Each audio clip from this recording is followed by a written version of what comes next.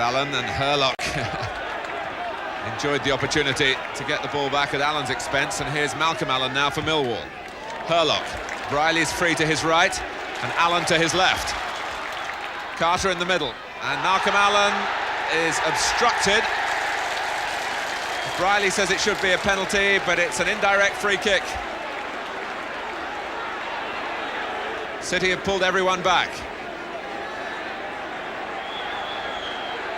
Carter and Dawes debate. Dawes takes it, and it's headed in at the back post by David Thompson. Millwall have a goal after 22 minutes, and they won't worry now that they didn't get a penalty. It was only a temporary let-off for Manchester City, and a terrific leap by Thompson. It's another long ball from Reid. He's got two to aim for now, and Hendry's no stranger to playing up front. Ward. Well, they've let him go a long way, and Mark Ward has taken full advantage of it. And Manchester City will feel that they totally deserve that equaliser.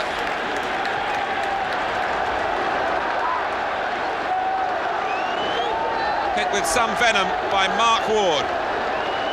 A goal at Villa Park in the previous game, and a very precious one here for Manchester City at Millwall. And Millwall paying the price for not getting a tackle in, and for letting him shoot. It was a perfect shot.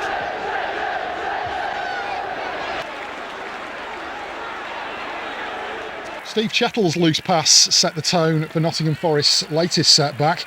Brian Clough's public excoriation of his players on Wednesday having had little effect by the looks of it. Certainly no excuse for this kind of defending, given the form Paul Stewart's in at the moment. His third goal in successive games, set up by Paul Gascoigne's sublime pass. Forest's form has fallen off a cliff since they reached the Littlewoods Cup final, and they were no match for Tottenham's subtleties. Pat van den Hauwe had all the space he wanted to cross, but Paul Allen was still second favourite at best. Chettle and goalkeeper Steve Sutton with some explaining to do. The home side rallied to score on the hour mark, Stewart and Gascoigne getting their wires crossed, and when Nigel Jemson's shot was pushed out, Steve Hodge was first to the loose ball to score against his former club for the third time this season. He got two in the Littlewoods Cup quarter-final replay at White Hart Lane in January, you may remember. Spurs didn't panic though. Gascoigne instead strode through the midfield with confidence, and Gary Lineker for once was a provider, setting up Allen's second. Sutton probably should have saved it, but that's the way of things for Forest these days. 6 defeats in 7 matches now, their worst run under Clough's management.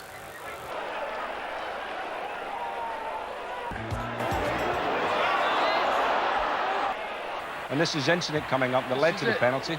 What's that? A cross by Sheedy, and what happened there? Well, it was a handball given. It's another mystery. Oh, that is a bit of a mystery, that. Tony Cottee taking the penalty. 11 goals in 12 games.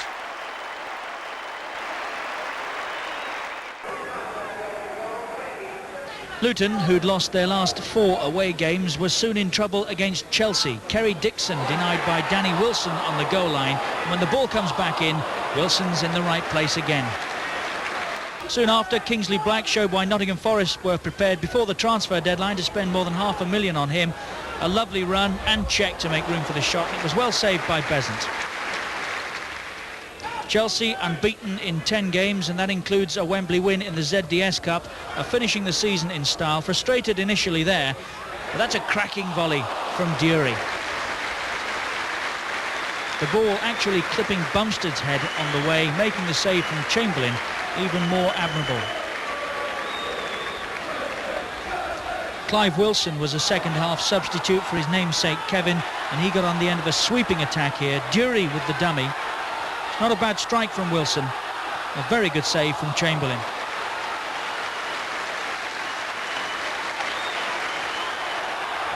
So the score sheet still blank, but not for very much longer. Kerry Dixon toying with Tim Breaker, the right back, waiting and waiting for a call perhaps. And if it came from Dury, the cross was inch perfect. Chamberlain saving the initial effort, but Dury stooping to make sure.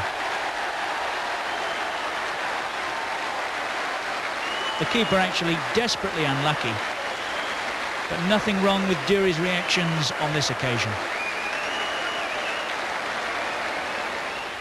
So 1-0 after 72 minutes, and the Scottish international really should have had a second in the closing moments.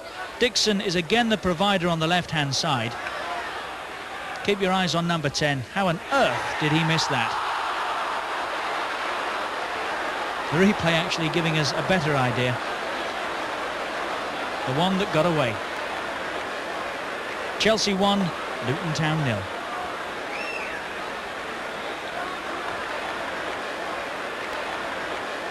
Derby, in an unfamiliar yellow strip, experienced an increasingly familiar sense of despondency as their slide down the First Division table continued. Just 2 points from 7 matches now, with their latest defeat coming after David Smith's cross was turned into his own net by Mark Wright. Victory ended Coventry's run of 3 straight defeats.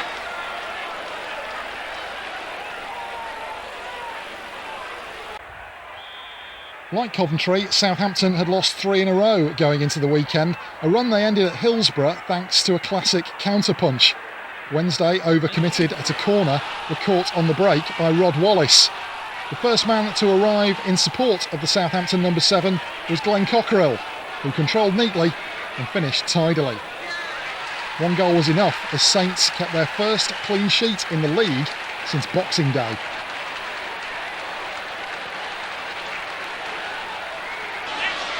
Campbell to Groves. Called in once more. McGrath well behind it. Only Cascarino up in a claret and blue shirt though. He's getting a bit of support from Platt. Now this could be interesting. Platt has pulled away.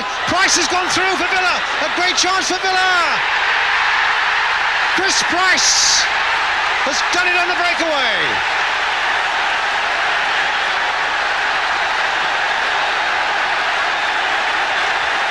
Great play by Cascarino, and Price now right in the clear, kept his nerve wide of Lukic into the corner of the net.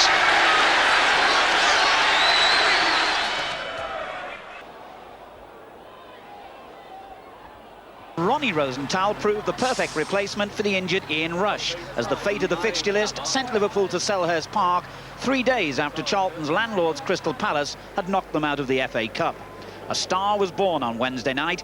Rosenthal, on trial from the Belgian club Standard Liège, scoring a perfect hat-trick, the first here with his right foot. It was Rosenthal's first full game for Liverpool. He played only 20 minutes as a sub against Southampton, and his second goal was an explosive left-footer. The Israeli international was an instant hit. His bustling shoot-from-anywhere style, very popular with Liverpool's army of travelling fans.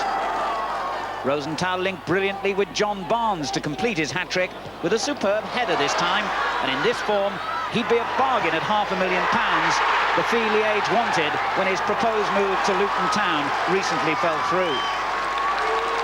Liverpool, with 5 team changes from the semi-final, Beardsley and Houghton among those left out, were in sparkling form, and Barnes made it 4-0 in the final minute.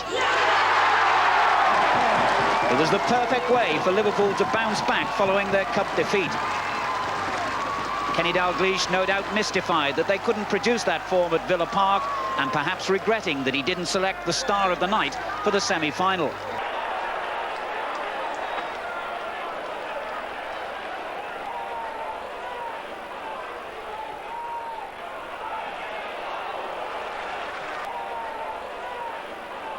The rehabilitation of Manchester City continues. The rehabilitation of Clive Allen is going hand in hand. Allen, the opener against his former club. A case of who's looking at who for QPR's equaliser. Hendry left it for Dibble, and Wegley left them both for dead. Gary Megson and Paul Parker had been sent off before Colin Hendry made amends. City, 6 games unbeaten. The Howard Kendall new boys are beginning to find their feet. Mark Ward's 3rd in 3 games. Typical Mark Ward, City inching clear.